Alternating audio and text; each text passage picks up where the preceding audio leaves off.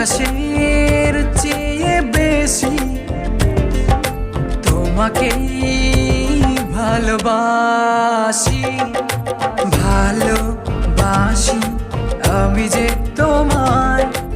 এই কথাটাই ছিল শুধু বলা।